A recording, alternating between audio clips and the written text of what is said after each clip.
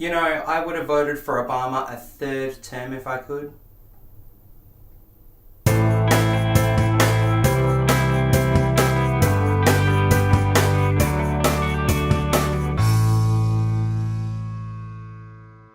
After the death of his father, T'Challa returns home to the African nation of Wakanda to take his rightful place as king. When a powerful enemy suddenly reappears, T'Challa's mettle as king and as Black Panther gets tested when he's drawn into a conflict that puts the fate of Wakanda and the entire world at risk.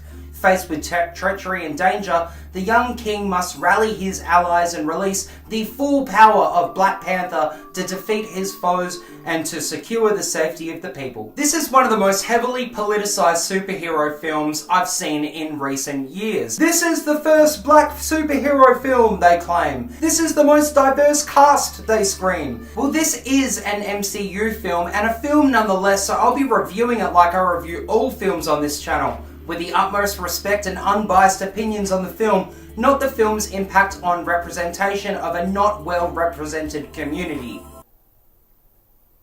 Yeah. Let me start with the performances, because as this is a Ryan Coogler film, his deep character catharsis and strong writing is in full glory here. Everyone here is amazing and really serves as the Marvel formula for getting grade A talent involved in their productions. The whole cast was incredibly charismatic, sympathetic, and bounced off each other well, but once again, I think this is also part and parcel with how well Ryan Coogler and co. wrote the screenplay. How does it fit into the MCU as a whole? Not very. This is a very self-contained in both the way it explores the characters, but also with its references to other Marvel Cinematic Universe films. Very much like Spider-Man Homecoming, it offers little of the origin story, instead focuses more on the character as opposed to how the character got here. So do you have to have a 17-film Marvel Cinematic Universe marathon before seeing this?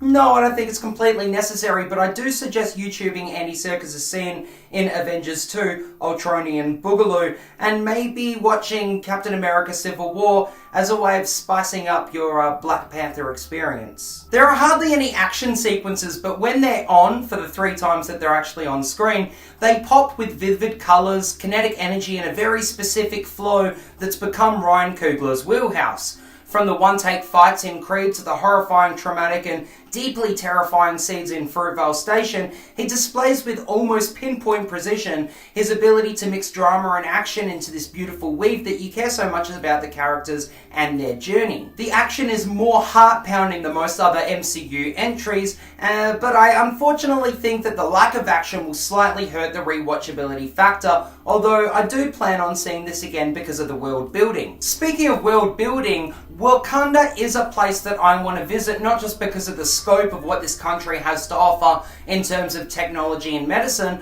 but also because of the deep character work that comes from the script. Each and every character in this film suffers and changes because of the consequences of what happens on screen, and that's a very rare thing to happen in a superhero film.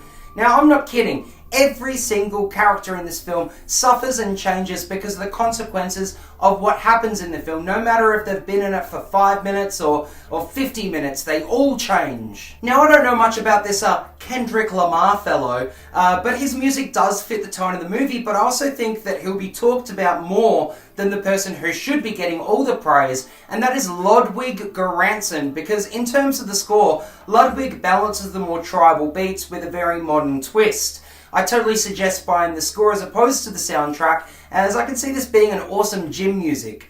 I mean, if you go to the gym.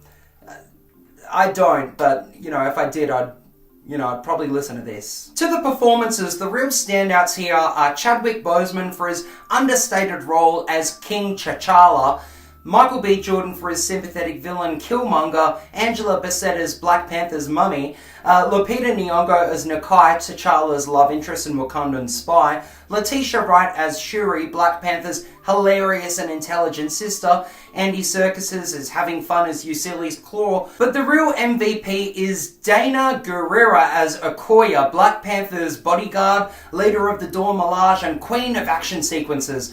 I'm so glad they bumped her up for her role in Infinity War because she nearly stole the movie from everyone. The only real issues I had with this movie is in terms of pace. Now, towards the end of the second act and right towards the beginning of the third act, I felt as though it dragged a lot, but it does kick back into second gear, and we really do care about the characters, so the action is emphasized. Ryan Coogler is very deserving of having a sequel to this greenlit ASAP. The socio-political sophistication of the film really separated it from most Marvel films, and I do highly recommend it.